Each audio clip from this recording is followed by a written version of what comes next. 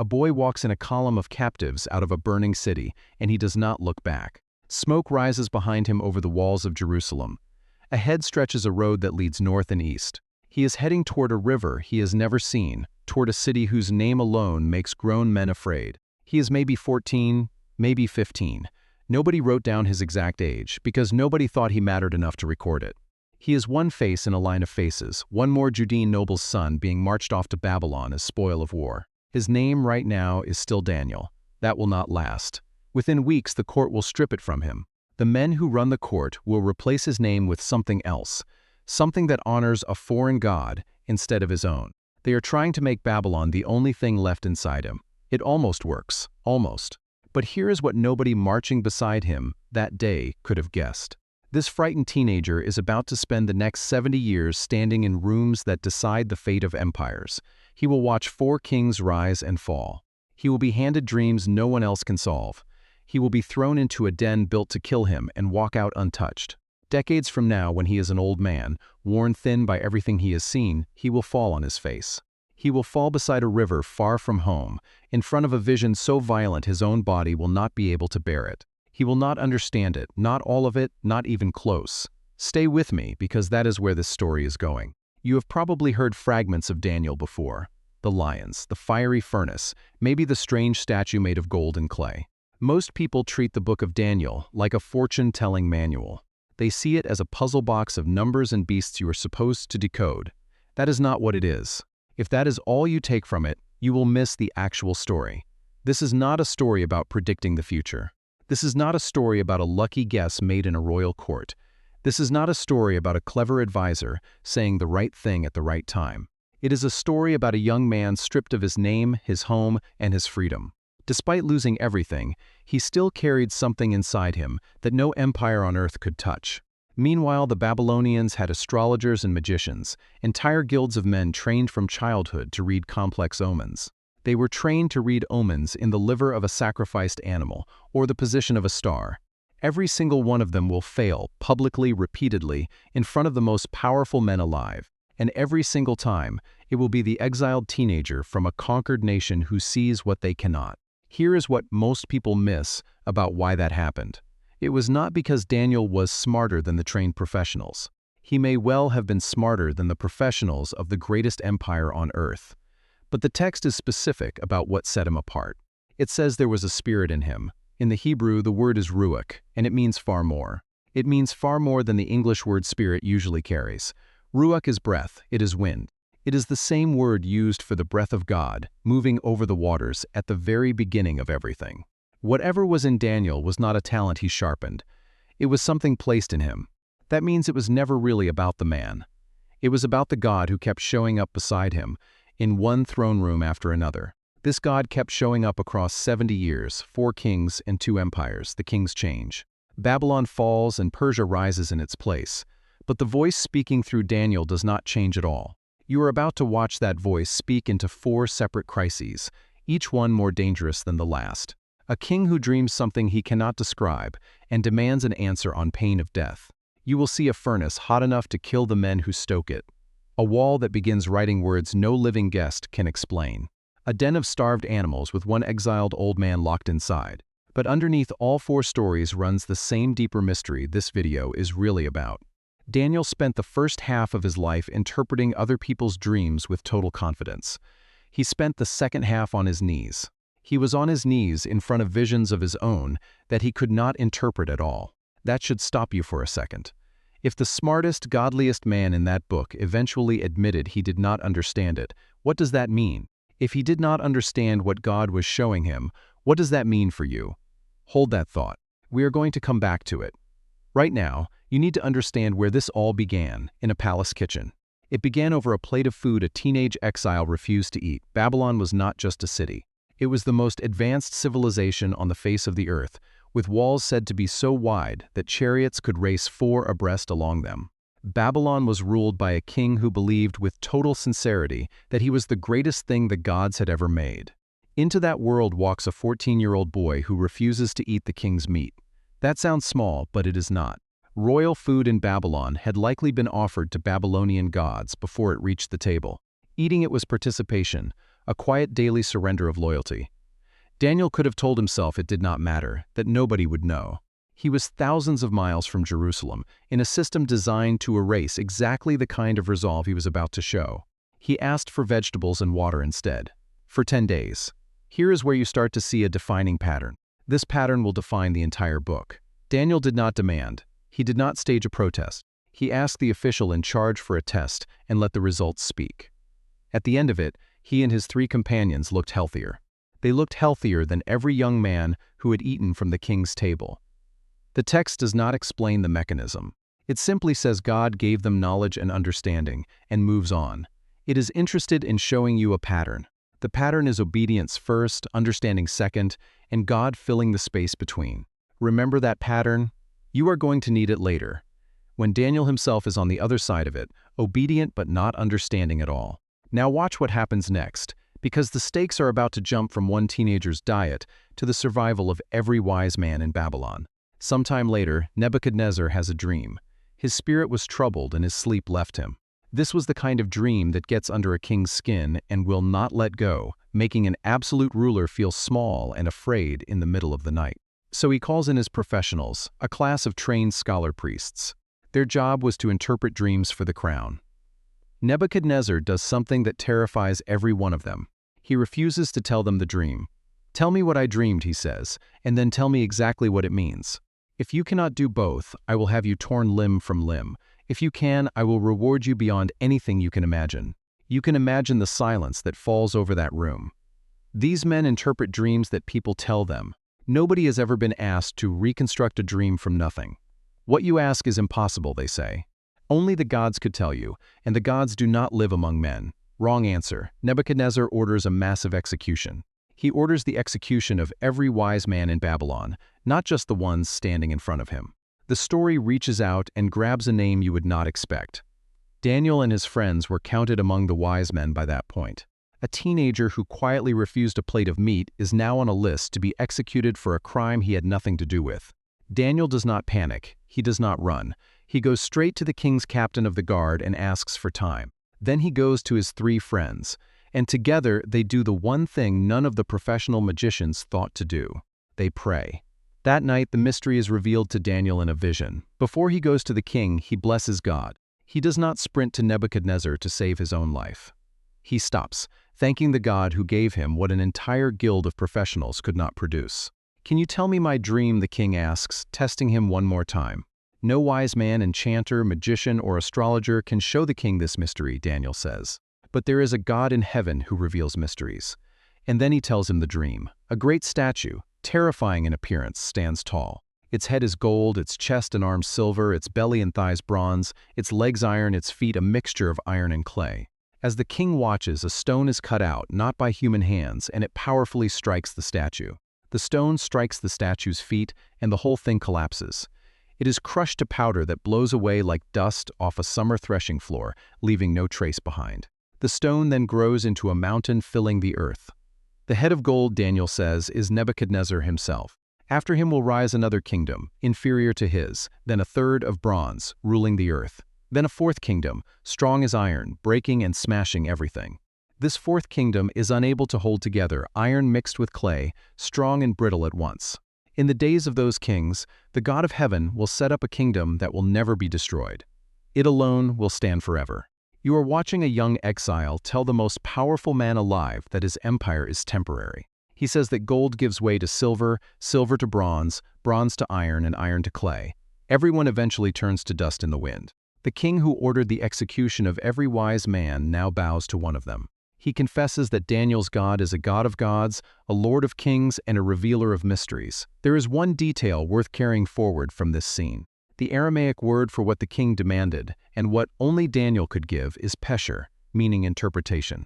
It assumes a hidden meaning underneath the surface, planted there on purpose, waiting for the right person to draw it out.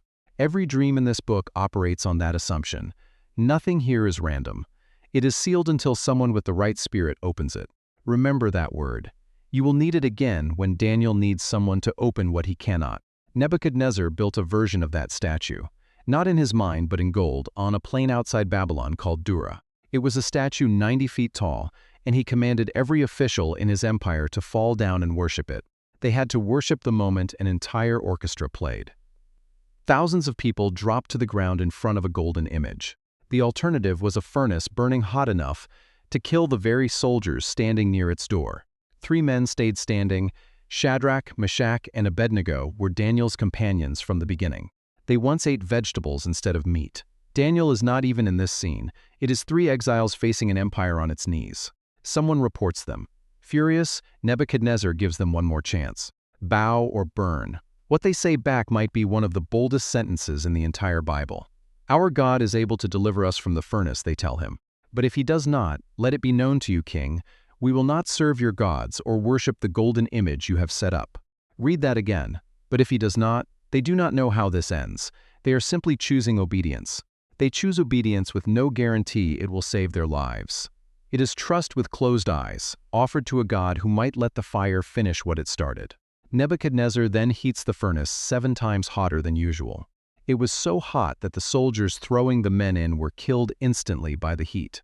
Did we not throw 3 men, bound into the fire? The king asks in shock. I see 4 men walking inside the flames like a son of the gods. When Shadrach, Meshach, and Abednego walk out, their clothes are not scorched, and there is not even the smell of smoke on them.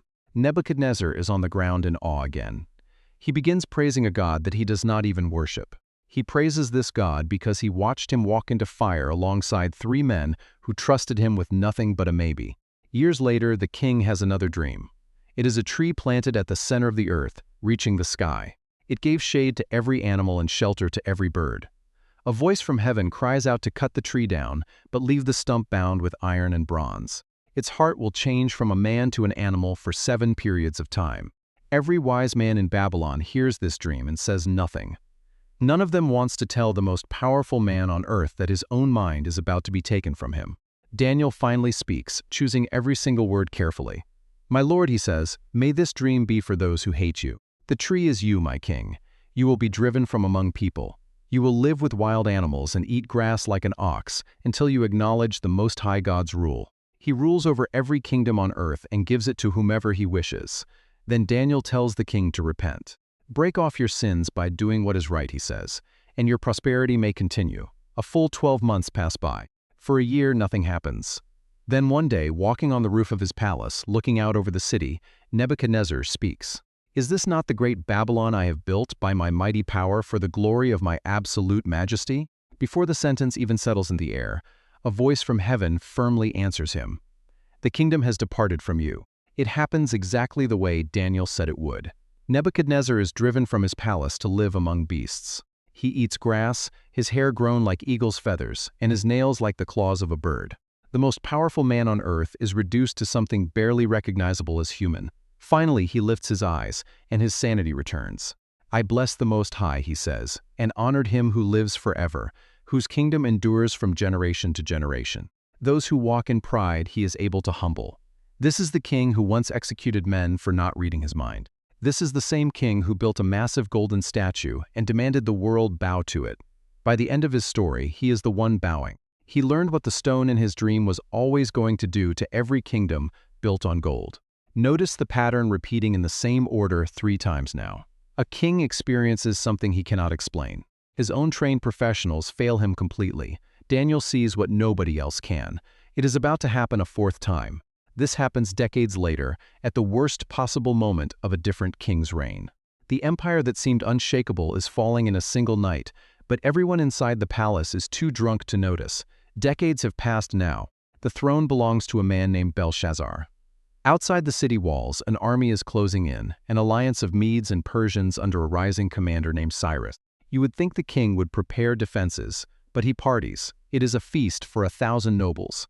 At some point in the night, drunk enough to think it clever, Belshazzar calls for the gold and silver vessels that his predecessor had forcefully taken from the sacred temple over in Jerusalem. These sacred cups, set apart for worship of the God of Israel, are handed out to drunk Babylonian nobility. They toast to gods made of metal, stone, and wood. A frightened teenager once refused to eat food that touched an idol. Now an entire empire is drinking from the vessels of the living God, laughing while it does. The moment they drink from those cups, everything changes. Fingers appear, no arm attached, writing across the wall in full view of all. The party stops completely. Belshazzar's face turns pale, his hips give way, and his knees start knocking together. The most powerful man in Babylon cannot even stand up straight. He calls for his class of trained professionals. Every one of them stares at the wall and says nothing. The problem was not reading the words. Most scholars think they were ordinary Aramaic words any literate Babylonian could read aloud. The problem was understanding what they meant. That required exactly the kind of insight none of these professionals had. The Queen Mother remembers a man from her husband's court. "There is a man in your kingdom," she tells Belshazzar, "who has the spirit of the holy gods in him. Your grandfather made him chief over all the wise men of Babylon." They instantly send for Daniel. By now he is an old man, probably in his 80s. He is pulled out of quiet retirement and brought before a king he has never met. Belshazzar offers him purple robes, a gold chain, and the position of third ruler in the kingdom, if he can only tell him what the writing means. "Let your gifts be for yourself," Daniel answers, "and give rewards to someone else. Then I will read the writing for the king." At 80 years old, with nothing left to prove, he turns down the reward before he has even read the verdict. That tells you what actually drove this man. It was never the gold chain. Men tekel upharsin. Daniel breaks each word open for the terrified king. Many means numbered. God has numbered the days of your kingdom and brought it to an end. Tekel means weighed. You have been weighed and found lacking. Upharsin means divided. Your kingdom is divided and given to the Medes and the Persians. That very night, the text tells you, Belshazzar, king of the Babylonians, was violently killed, and Darius the Mede received the kingdom. Not next month, not next year, that very night. A king who spent the evening mocking the vessels of God's temple was dead before the sun rose. An empire that stood as the greatest power on earth changed hands in a single evening. This happened exactly as three strange words on a wall had already announced. Remember Pesher, the idea that every mystery in this book has a hidden meaning. The writing on the wall is Pesher in its absolute rawest form. Only one man in the entire empire was able to open what it meant. Darius the Mede takes the throne.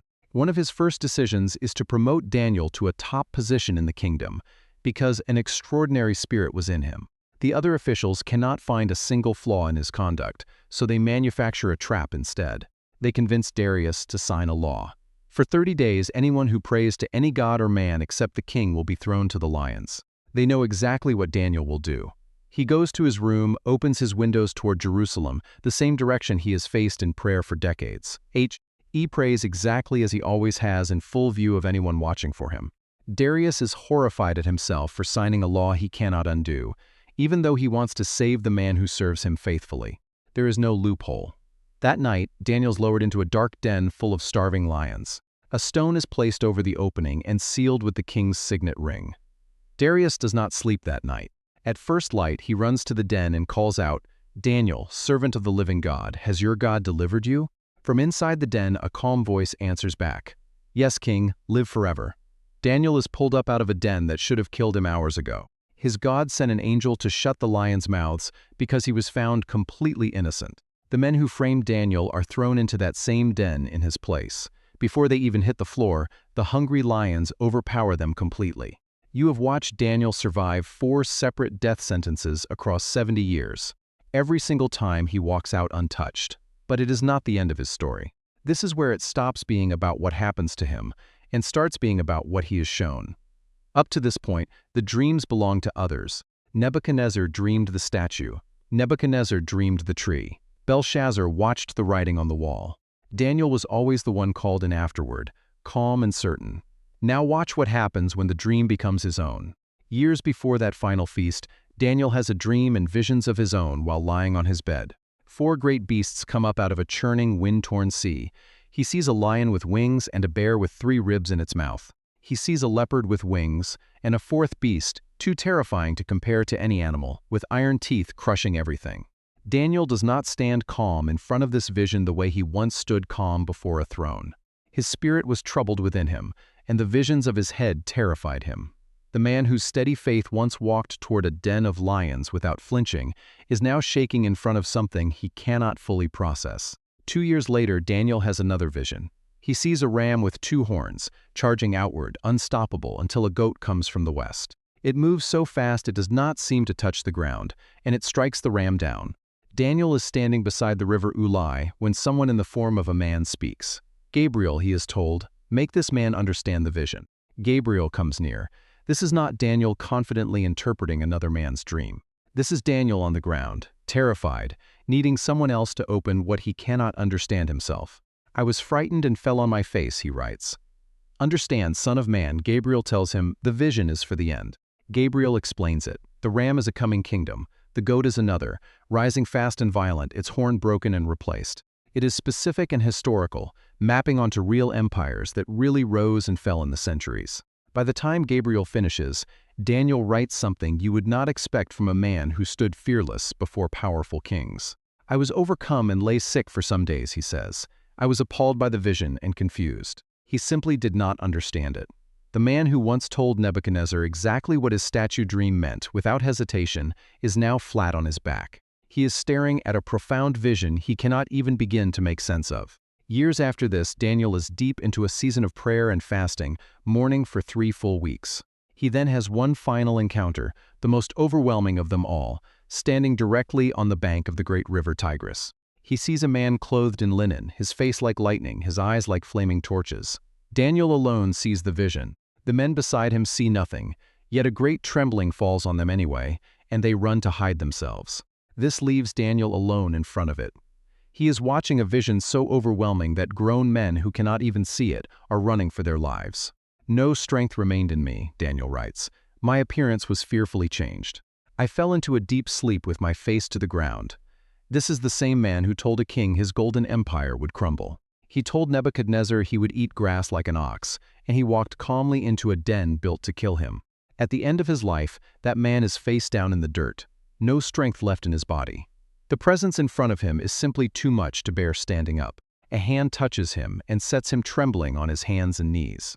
A voice tells him not to be afraid, that his words have been heard from the first day he humbled himself before God. Then that voice unfolds an enormous sweep of history in front of him, with future kings rising and falling.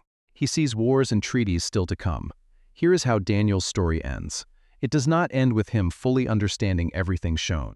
Daniel is told to seal the book until the time of the end. He plainly did not understand. I heard, but I did not understand, Daniel says. So I asked, My Lord, what shall be the outcome of these things? The answer he receives is not the full explanation you might expect after 70 long years of faithful service. Go your way, Daniel, the voice tells him. The words are shut up and sealed until the end. That is how the book ends. Not with Daniel understanding everything. He is told gently that some things are not his to understand, only to trust. You know that feeling, maybe not from a vision by a river, but from somewhere else entirely. A phone ringing late at night, a voice on the other end of a call you were not ready to take, a verdict read out loud in a courtroom.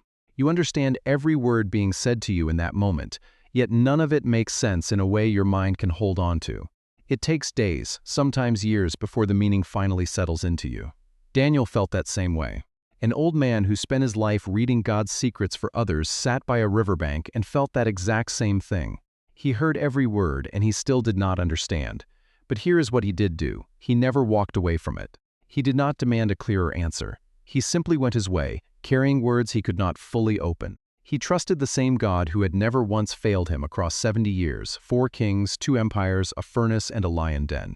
The same voice that spoke to a frightened teenager refusing a plate of food is the same voice that spoke to a terrified old man collapsed on a riverbank.